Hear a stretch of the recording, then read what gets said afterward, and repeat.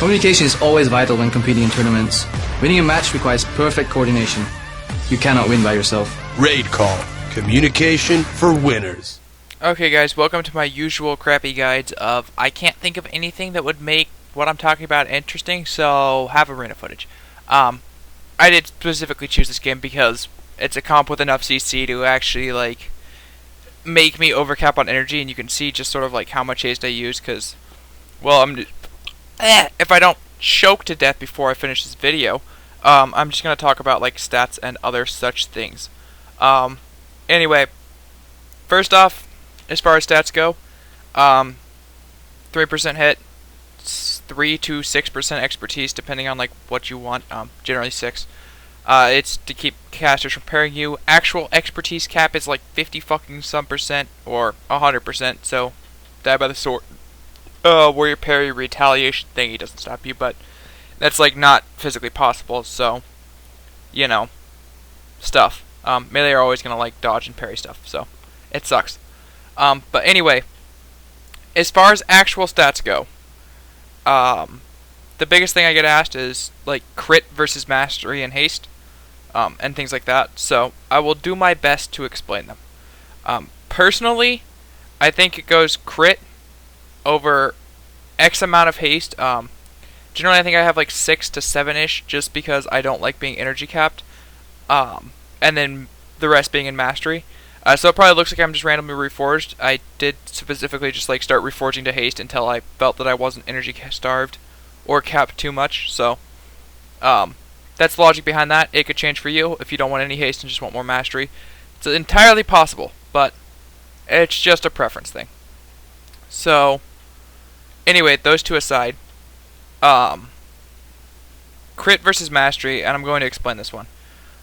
First thing being is mastery is only when it's up, so it's got a limited amount of time. Like in a rating scenario, I think mastery is actually stronger than crit. I'm not entirely sure, but you have to think about it this way. In PvP, I almost never get to sit on a boss and just PvE rotation it down. I have to do other things. I can't be like permanently generating the amount of chi I need. And just raiders generally are going to have like maximum chi rotation possible, things like that. So there's just that option inherently nerfs the way our mastery works of stacking up and using Tiger's Eye brews. So I don't think it's as strong, but I have seen arguments for the opposite. But I'm going to explain how like I think they work, and you're free to follow my logic if you want. First being is I'm just going to kind of use Frosty K as an example because they have exactly what I'm talking about to some extent. If you look at a Frosty K, even though their mastery is permanent, you can completely ignore that. It's kind of irrelevant because if they hit a button and got their mastery, that's pretty much what Monk is.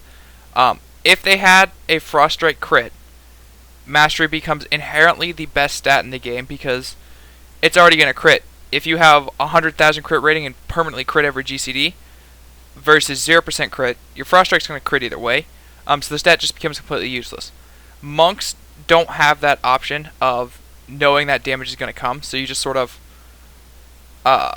rely on the RNG during your Tiger's Eye Brew burst. The reason I think crit is better is just because Tiger's Eye Brew lasts for like, 15 seconds, 14 seconds, something like that. 2 to 3 Rising Sun kicks. So I would say 50% of the time for sure, Rising Sun kick crits during my Tiger's Eye Brew. Generally it's higher than that. I would likely say it's probably like 60%, 70% maybe. But during Tiger's Eye Brew, that's how frequently it crits. If you were full mastery, like when I went full mastery on PTR, I got up to like 50% increased damage with 10 stack of Tiger's Eye Brew, which is a ton.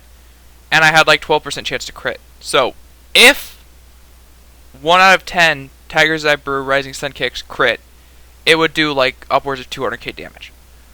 But it was so unreliable, I like couldn't actually use it to get kills. Like relying on that, you know, almost gimmicky if it crits you die type thing, just it doesn't make anything near as clean. Like if I crit someone for 200k and they just instantly get like, if it was in this game, the Monk bubble, they shields for 300k, the damage is just sort of like never going to happen again. He can almost just save it for that, where if Rising Sun crits for 90k or 100 and something k, I saw 130k with my current stats.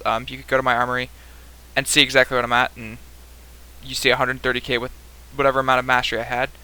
And I don't think I had 10 stacks either. But that amount of damage, much more frequently, I feel like is just way stronger. So, in terms of undergeared people, I've seen people saying they find mastery a lot stronger just because if you're 2-scapping, you get almost infinite uptime and just stack it and then go for a kill and then stack it and go for a kill. And you can actually just wait for the crit. But as far as 3s goes, I still think crit is just a higher stat. Sorry if it's confusing to explain, but you actually kind of need to understand why it works that way before you want to choose, because I'm pretty sure they're close. Like, it really depends how much you get CC'd and how much of your stacks you can play, how much you can build. I can't talk today, I'm so sorry. And honestly, like your playstyle, whether you want to hold up for 10 stacks or like 20 stacks and have 2 in a row, versus every time my teammate dances or like I go for a stun, I'm just gonna pop it at 4 stacks or something. It doesn't really matter what I have. So it's sort of like a playstyle thing, as well as just like your choice. But I do feel like crit is stronger. And most of the other people I talk to feel the same way. The only ones seem to be arguing for mastery or think it's better seem to be undergeared, which I understand. If that's the only way you can kill someone is off RNG and a massive amount of mastery, it makes sense. And probably all of you aren't fully geared, so I would advise you to play both and make your own decision, but I personally think crit's better. So hopefully that explains it for some of you guys. I know it's really confusing. I'm sorry. There's no easy way to do this, and I can't even think of an easy way to show you, so I'm just showing this arena match. Which actually, I've been capped on energy quite a lot this game. Maybe I shouldn't have as much haste as I do. Oh well. Not every comp, like, infinitely CCs people like this comp does. Like MLM. Just Monk, Mage Lock, just spam Fierce, spam Polys. And Novas makes it so the X amount of haste I have, I do believe it's like 6%, is less valuable. But that one's also a playstyle choice, in terms of how much haste you want. I don't think anyone's going to bitch at you if you just keep a small amount of stat reforged to haste, so you're fine. But it's up to you on how much you want. So, anyway, how much longer is left in this game? This is the longest fucking game. Athlete doesn't let his teammates die, man. Even if they are undergeared. Oh, not much longer. Anyway, thanks for watching. I hope I helped. I know, I'm really bad at this. I'm sorry. I'm much better suited to just, like, playing arenas. But hopefully it explained it. And who the fuck do we kill? Do we kill the mage? We got a sap off the something. MD? Is that how he dies? MD ring fear. Is that a full fear? No, that's a 4-second fear. Okay. And half perilous? Yeah, again, it killed the mage. Okay. I figured it out. Anyway, thanks for watching. Yeah. Sorry I'm really bad at this.